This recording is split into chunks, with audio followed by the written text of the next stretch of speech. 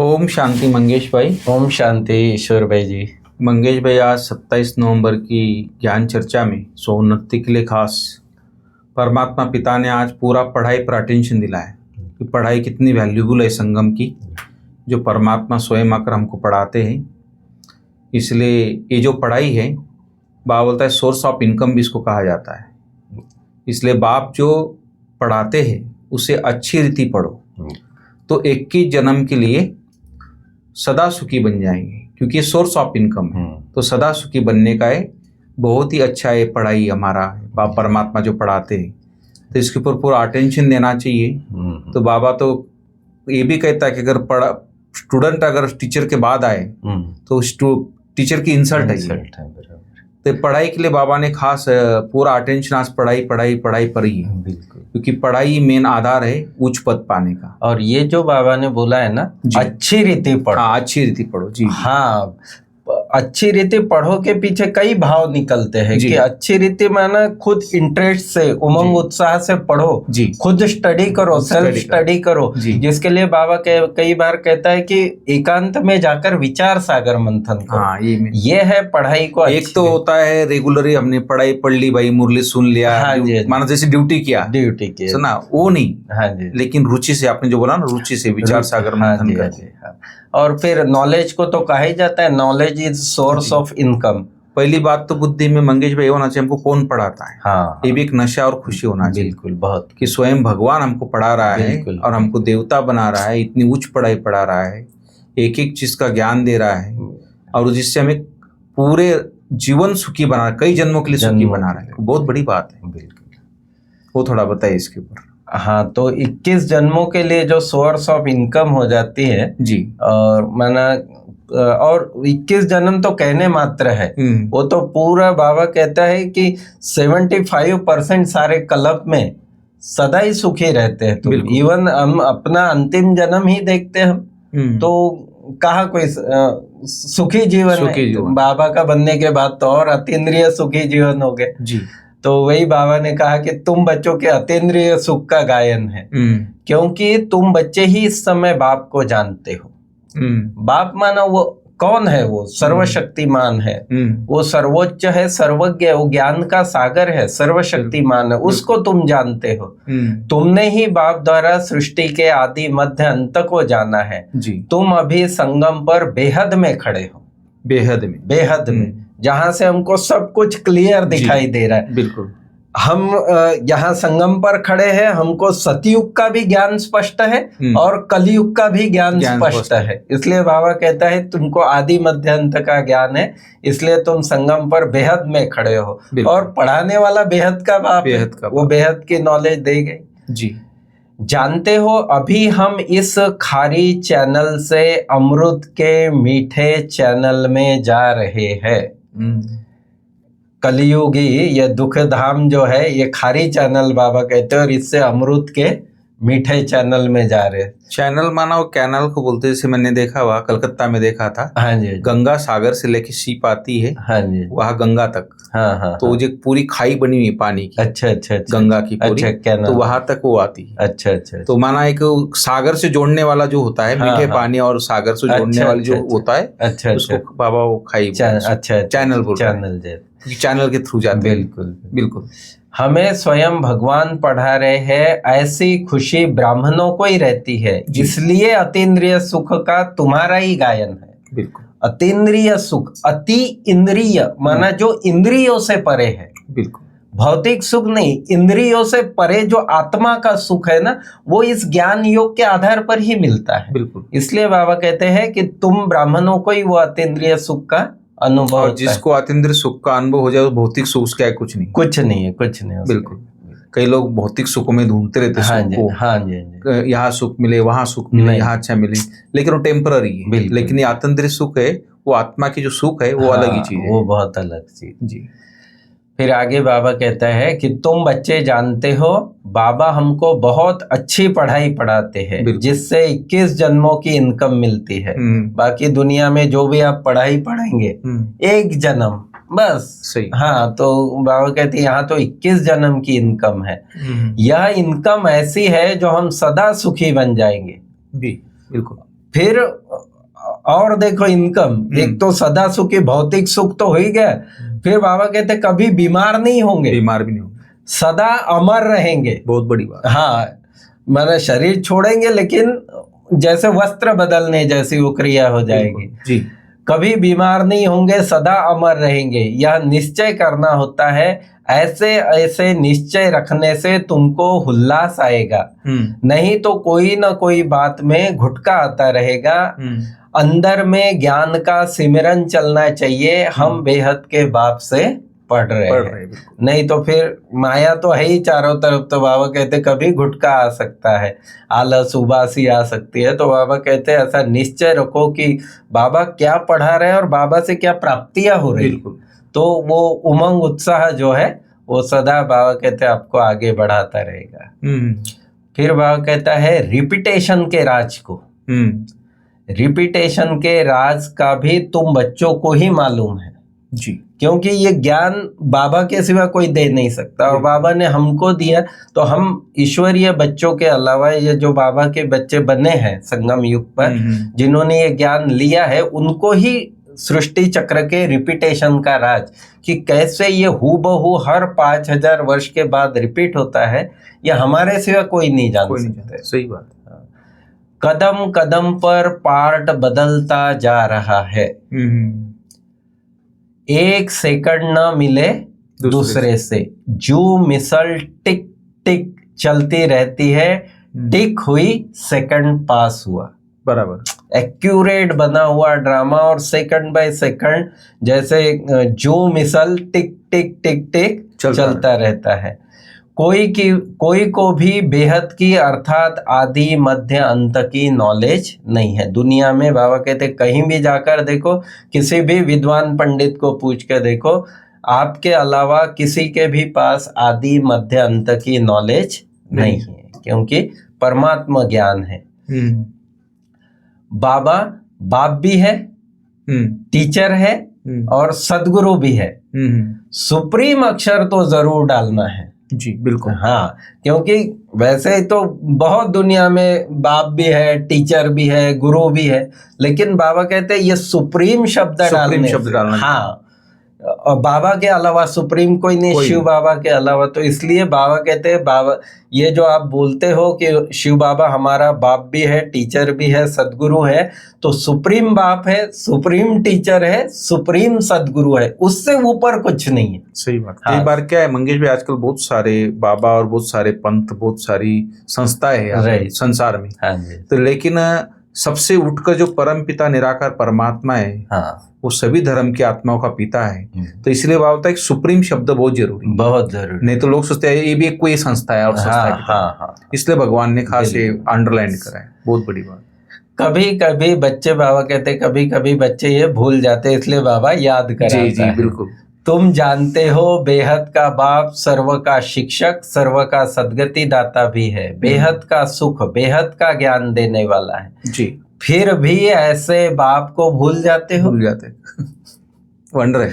तो बाबा कहते हैं माया कितनी समर्थ है, जो इतना ऊंचा बाप मिला, इतना प्यार करने वाला बाबा मिला, इतनी प्राप्तियां कराने वाला बाबा मिला। बाबा कहते हैं और इतना बाबा रोज रोज पढ़ाता है, फिर भी तुम भूल जाते हो, तो माया कितनी समर्थ है।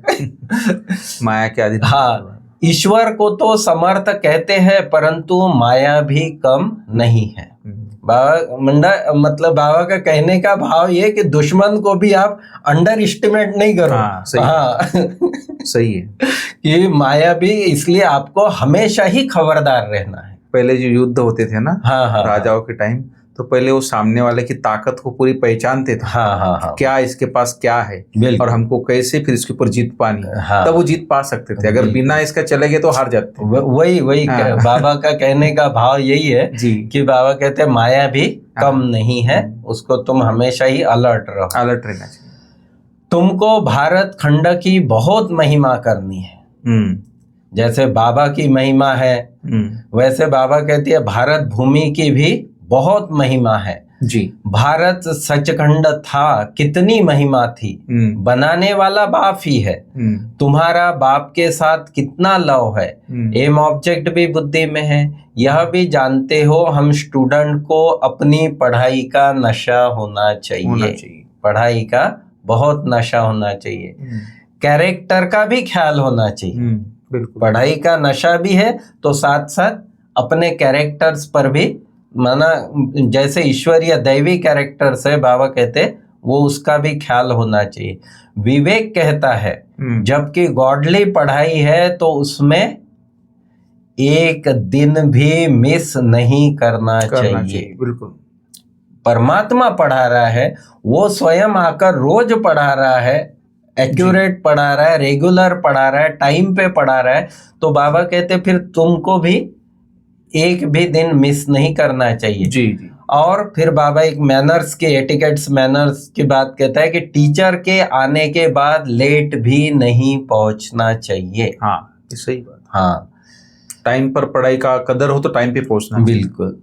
टीचर के बाद आना यह भी एक इंसल्ट है। टीचर की इंसल्ट। हाँ, बाबा कहते हैं लौकिक में तो अगर टीचर के बाद आते हैं तो टीचर बाहर ही खड़ा करते हैं। हाँ, या तो माफी मांग के अंदर आ जाओ, नहीं तो बाबा कहते हैं। लेकिन ये एक मैनर्स है कि बाबा जब पढ़ाने, मुरली शुरू होने से पहले ही आप, और वैसे भी बाबा के इसमें नियम है कि भाई आने, मतलब मुरली क्लास शुरू होने से पहले 15 मिनट आप कम से कम योग में बैठो।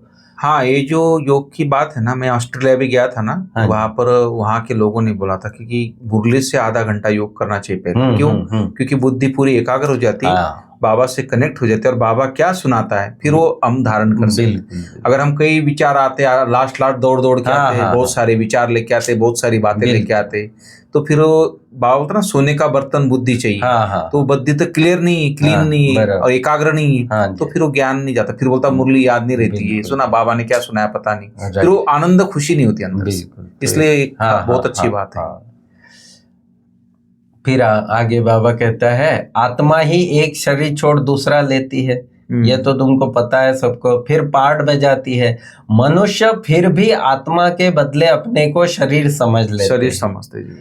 मैं आत्मा हूँ यह भूल जाते हैं। बाबा कहता है मैं कभी नहीं भूलता हूँ। तुम बच्चे भूल जाते हो बार बार, लेकिन मैं कभी नहीं भूलता हूँ कि मैं निराकार हूँ और सर्वशक्तिमान हूँ। बाबा ने समझाया था तुम्हारी आत्मा और शरीर दोनों की पूजा होती है, हमारी तो सिर्फ आत्मा की ही पूजा होती है। शिव की शिवलिंग के रूप में ही पूजा होती, लेकिन बच्चों की शालिग्राम के रूप में होती, और देवी देवताओं के रूप। तो यही बाबा कह रहा है कि हमारी तो सिर्फ आत्मा की ही पूजा होती है, शरीर है ही नहीं। तुम कितना ऊंच बनते हो, बाबा को तो खुशी होती है ना।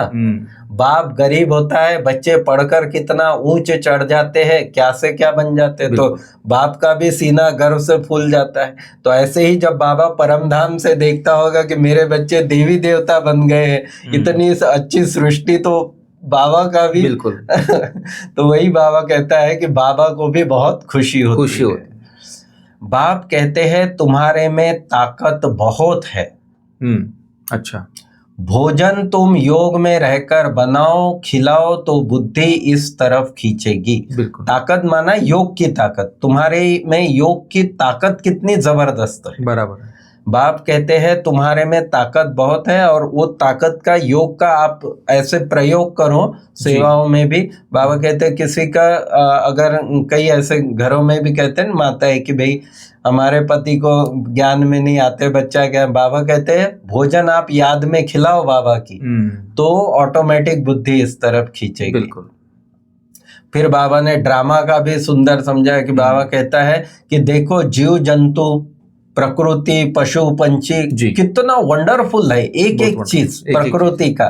तो बाबा कहते हैं बहुत वंडरफुल ड्रामा है। पहले जो ये मोबाइल का जमाना नहीं था, कवि लोग थे ना, वो एक एक चीज पे स्टडी करके बहुत सुंदर सुंदर कविता लिखते थे, प्रकृति के ऊपर, हर चीज के ऊपर। आज वो थोड़ा कम हो गया, आज हास्य कला हो गई, वो विनोद हो गया, इसमें चले गए। लेकिन पहले उसका पूरा वर्णन करते उस चीज का। बहुत प्रकृति बहुत बड़ी चीज है, बहुत जी, समझना बहुत सुंदर है, बहुत सुंदर है, बहुत वंडरफुल ड्रामा है। इसको कहा ही जाता है नेचर।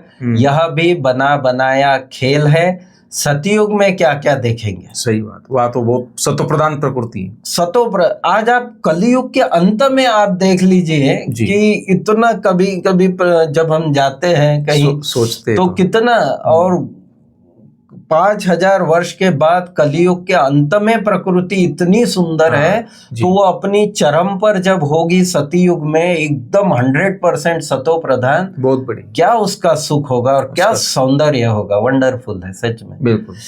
तो बाबा कहते हैं सतयुग में क्या क्या देखेंगे, वह भी नई चीजें ही होगी। एवरीथिंग न्यू, 100% सतो प्रधान। नई दुनिया में हमको शरीर भी गुलगुल मिलेगा। अभी हम अमरपुरी के मालिक बन रहे हैं। तुम बच्चों को सदैव खुश हर्षित मुख रहना चाहिए। ये इतना अच्छा ज्ञान का विचार सागर मंथन करेंगे तो नेचुरली हर्षित मुख और खुश रहेंगे। फिर लास्ट में बाबा कहता है तुम बहुत स्वीट चिल्ड्रन हो। तुम बहुत स्वीट चिल्ड्रन हो। हम फिर से आए हैं बच्चों से मिलने के लिए। बहुत अच्छी बात। मंगेश भाई, इतना सुंदर बाबा पढ़ाई पढ़ाता है इसीलिए कि हमारे कैरेक्टर सुधर जाए, हम दैवी मैनर्स आ जाए, हमारे अंदर दैवी गुण आ जाए। तो इसीलिए रोज पढ़ाई पढ़ाते भगवान। जब तक अपना बच्चा उस लायक नहीं बनता है तब तक बाबा पढ़ाते रहते हैं।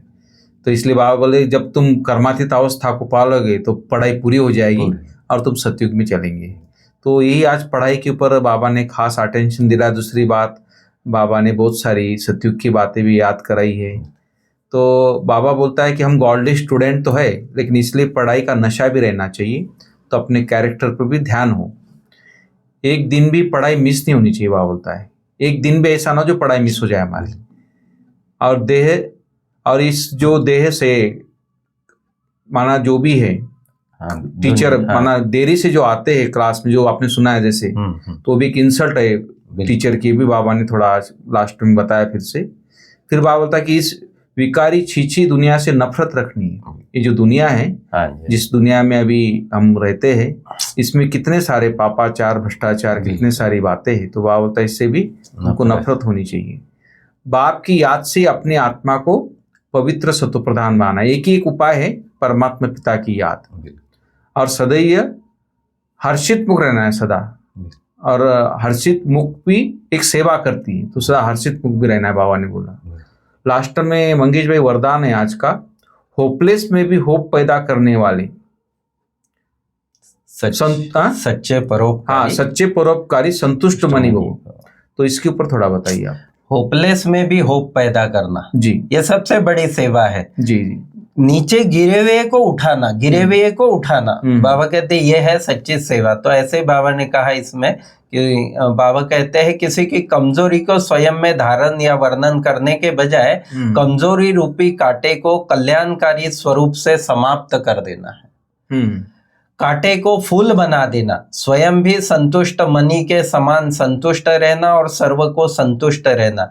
जिसके प्रति सब निराशा दिखाए, अच्छा, जिसके प्रति सब निराशा दिखाए कि ये तो कोई काम का नहीं है, तो होपलेस है, ये सुधरने वाला नहीं। तो बाबा कहते हैं जिसके प्रति सब निराशा दिखाए, ऐसे व्यक्ति व ऐसी स्थिति में सदा के लिए आशा के दीप जगाना। बहुत बड़ी बात। यह है होपलेस में होप पैदा करना, यह है दिल शिकस्त को शक्तिवान बना देना। बाबा कहते हैं यह है सच्चा परोपकारी बनना। देखो परोपकारी कितनी परिभाषा बाबा ने क्लियर की है। बहुत अच्छी बात है। फिर स्लोगन है मुरली का कि परीक्षा के समय प्रतिज्ञा याद आए तब प्रत्यक्षता होगी। परीक्षा के समय अक्सर ये होता है कि परीक्षा के समय ही हम भूल जाते हैं। बाबा कहते हैं परीक्षा जब भी, और परीक्षा हमारी पल पल पर है, पल पर। तो बाबा के साथ क्या हमने प्रतिज्ञा की है, और जब वो याद आएगा तो अपने आप अपनी स्थिति ऊंची रहेगी, तभी बाबा की प्रत्यक्षता होगी। और फिर अशरीरी और विधेय स्थिति का अभ्यास बढ़ाने के लिए जो अव्यक्त इशारे हैं, ये भी बड़ा सुंदर है कि बाबा कहते हैं सारे दिन में बीच बीच में सेकंड भी मिले, मिनट भी मिले, बाबा कहते हैं बार बार ये अभ्यास बहुत जरूरी है। क्योंकि बाबा कहते हैं 2-4 सेकंड भी निकालो, इससे बहुत मदद मिलेगी। नहीं तो सारा दिन बुद्धि कार्य व्यवहार में चलती रहती है, तो जैसे बुद्धि थक जाती है और फिर विदेही बनने में टाइम लगता है। इसलिए बाबा ने कहा कि कुछ ना कुछ घंटे में 1-2 मिनट, और ये जो दादी ने सिस्टम चालू किया जी। था शांति की हर शक्ति, घंटे। हाँ, तो ये इस प्रकार से बाबा ने कहा कि अंत के समय में सब अचानक होना है। उस समय हम ये नहीं कहेंगे कि भाई थोड़ा टाइम मिल जाए, अचानक होना है। अचानक इसलिए होना। बाबा कहते वो सेकंड, आजकल तो हाँ, अचानक का पार्ट बहुत चल रहा है, बहुत बहुत ध्यान देना तो अचानक के पेपर में यह विधेयीपन का अभ्यास बहुत बहुत आवश्यक है। बहुत अच्छी बात है। ओम शांति। ओम शांति। Thank you.